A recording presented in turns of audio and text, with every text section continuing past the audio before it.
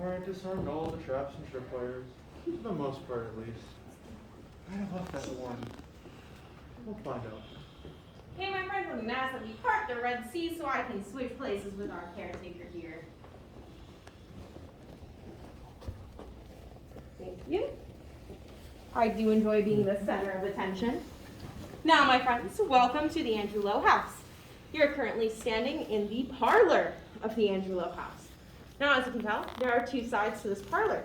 This was the formal side, and this, everyone has to come in the room. Sorry about that. This side is the family side. Now, friends, on my left-hand side, this is a portrait of Mr. Lowe, Mr. Andrew Lowe.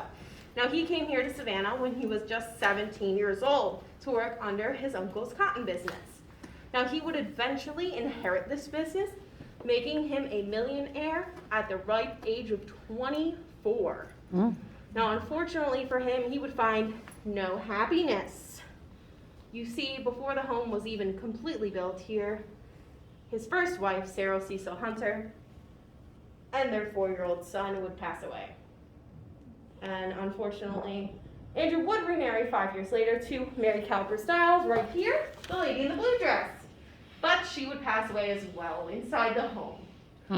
So Andrew did not like to spend much time here in the home. He would actually spend most of his time in his house in England. Now, while he was gone, he trusted one man and one man only for the upkeep of the home, and that was Mr. Thomas A. Millage. Now, Mr. Millage was born a slave, but he was Andrew's closest friend. And the two were actually so close that when Andrew died, he actually put Mr. Millage in his will and left him the sum of $300 every year. Now, in today's time, that would actually be $8,000.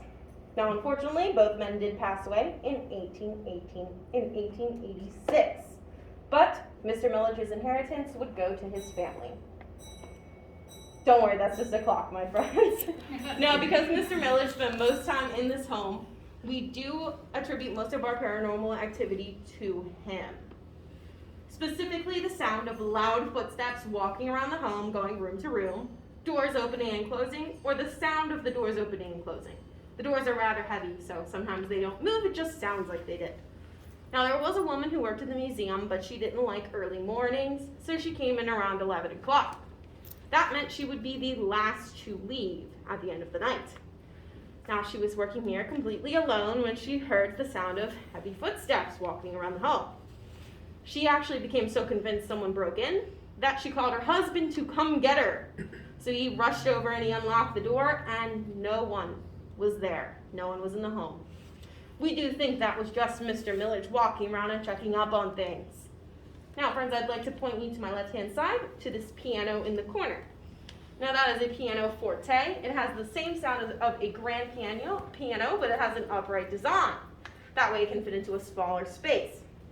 Now, while that may be convenient, there is another portion of that design that is inconvenient. You see, an instrument such as this would have to be tuned every 2 hours.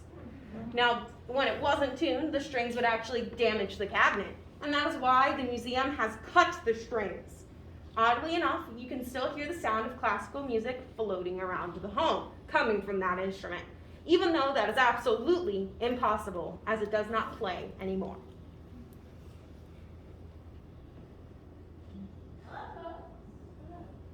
My name is Lady Opal. I'm the head caretaker here at the Andrew House tonight. It is my unfortunate joy to bring you throughout the home.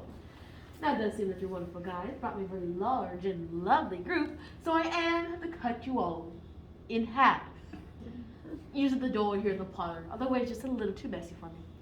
If I get 2 even groups or either half the doors, folks, try to make them as even as possible. Don't want to separate friends or family. Listen, it's been a long night.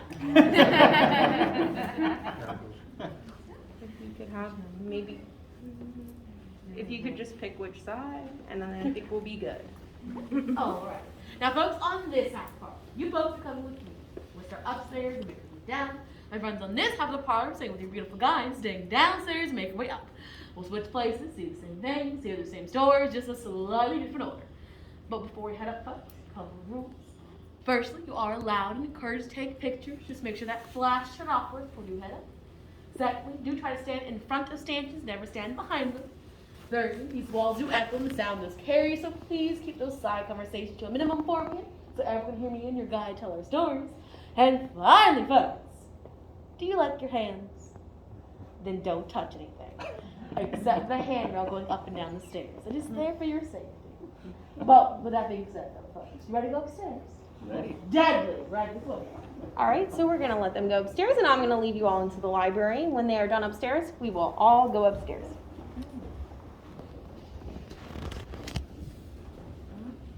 Video.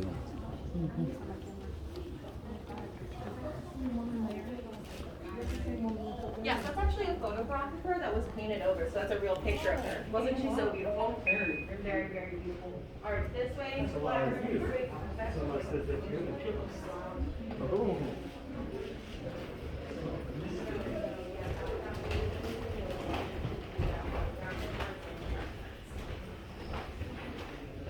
Oh, I love that desk. Isn't that pretty?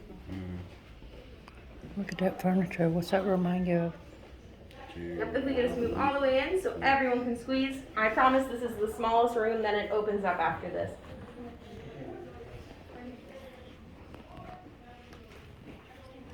Okay, my friends, so you are currently standing in where Mr. Andrew Lowe spent most of his time when he was here in Savannah. You see, he didn't like to venture out into the front parlors after Mary's death because those rooms really reminded him of her. So he would lock himself inside of this room. And that was all possible because of this staircase right here behind me. You see this one set of stairs goes upstairs to the bedrooms, and this other set of stairs would go down to the servants' quarters and the kitchens. Now this set of stairs is actually the exact location of a very strange paranormal experience in the home. The former director of the museum came in very, very early one morning, along with a woman who was opening the gift shop. He was waiting to meet two society ladies. Now, he heard the side door open and women's voices come into the home.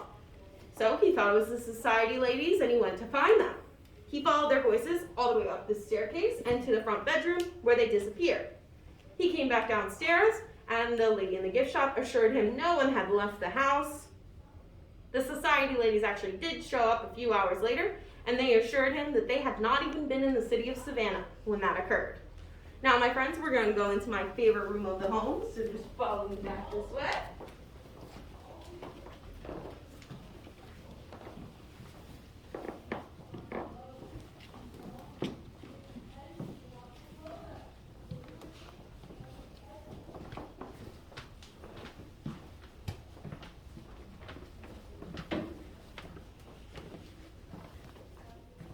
Okay, my friends, so this was the formal dining room. It's where the family would have their meals, but it was also the spot where the men would talk business after dinner.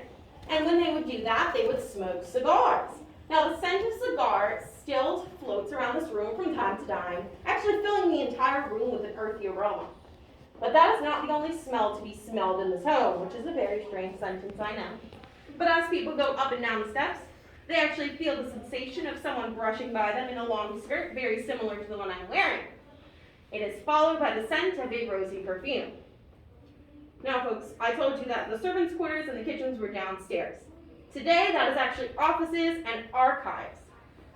And there was two accountants who were working down there late one night, when to their astonishment, they witnessed a pile of filing cards lift up into the air, shoot across the room, and land in the center of the floor. Now, that's not the only thing that would go flying in this home.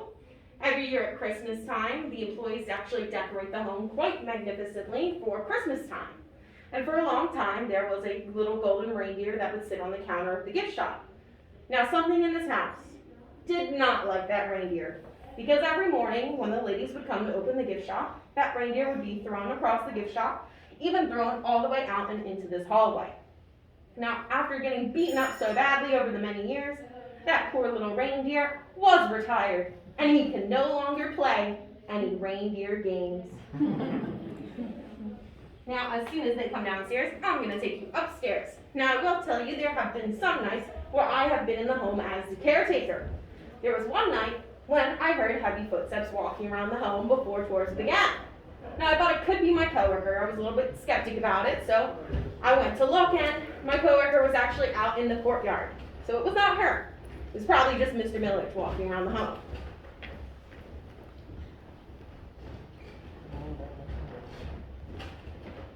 Now when we get upstairs, you can walk around and take photos in the other bedrooms while we're up there. Just don't go past the ropes. It's okay if you take photos while I'm talking.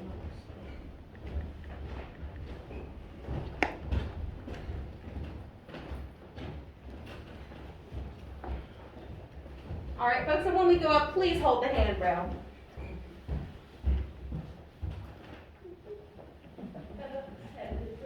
I am going to cut through you though, so I'll move over here. I like all this mahogany.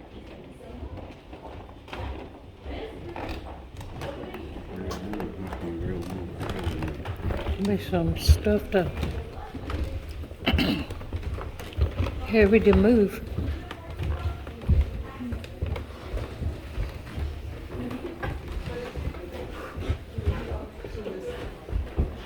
Yes, I'm going to talk about the bras. I'll give you some details. People always ask about them. Ooh, that's pretty.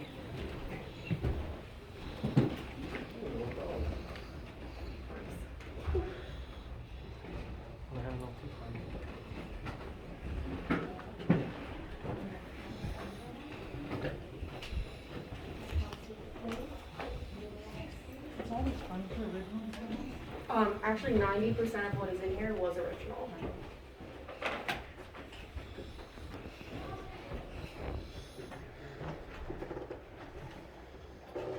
Okay, my friends, welcome to the second floor of the Andrew Lowe house. Now, to my right-hand side, this was the Lowe bedroom. Now, over the many years, women were always drawn to that bedroom, and unfortunately, women died there. Mary Stiles, which was Andrew's second wife, died there in 1863 after complications of childbirth.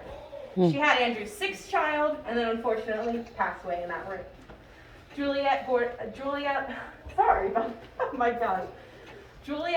Lowe also passed away in that room in the corner near the window in 1927.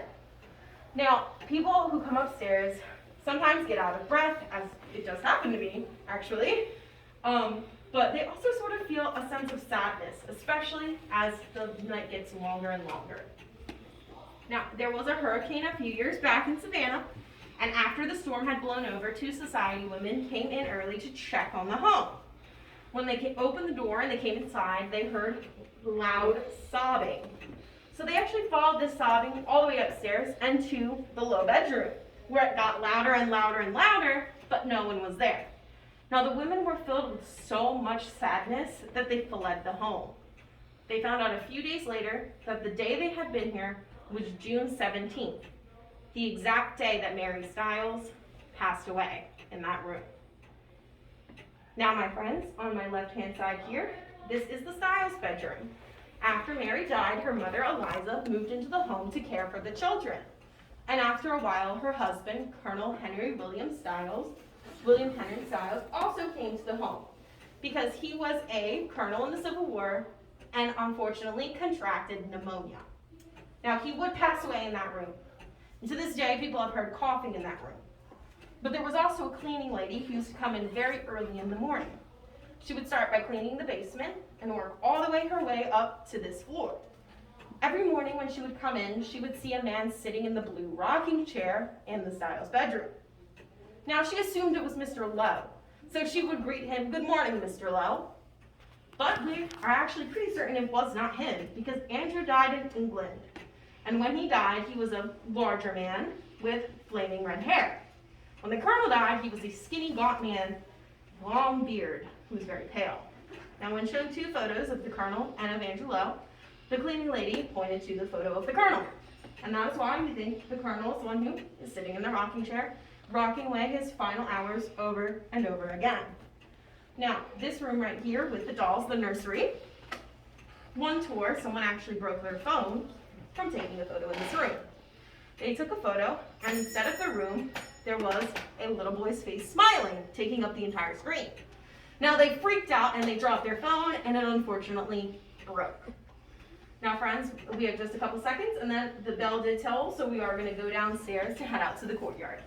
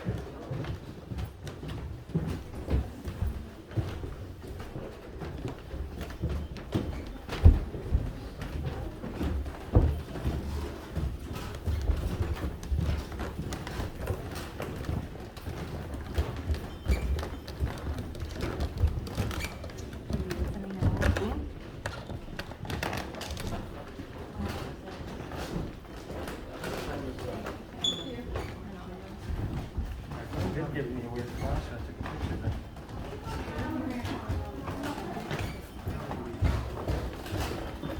Well, you don't get separated from you.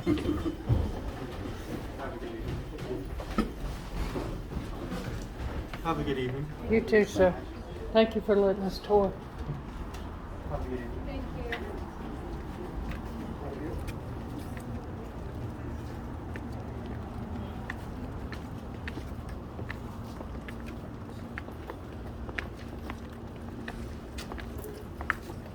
See, this is kind of what I had in mind around the big magnolia trees.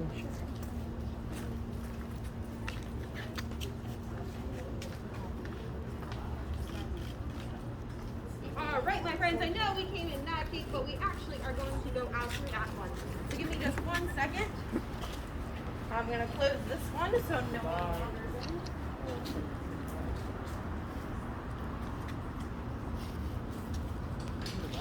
Okay.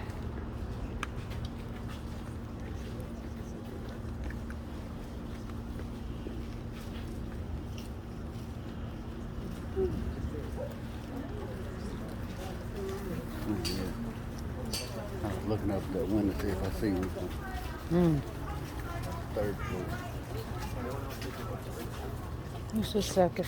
Okay.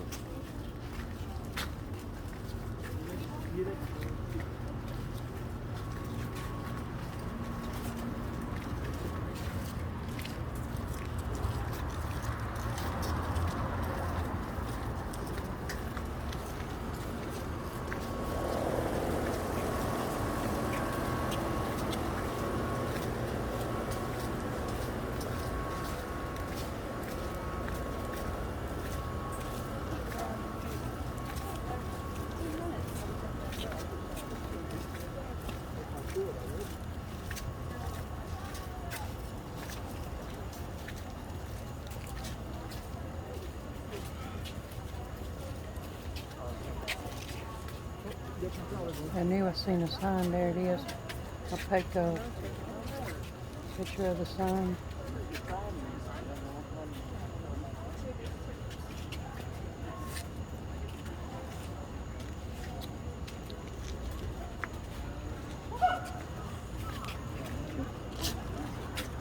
It is very.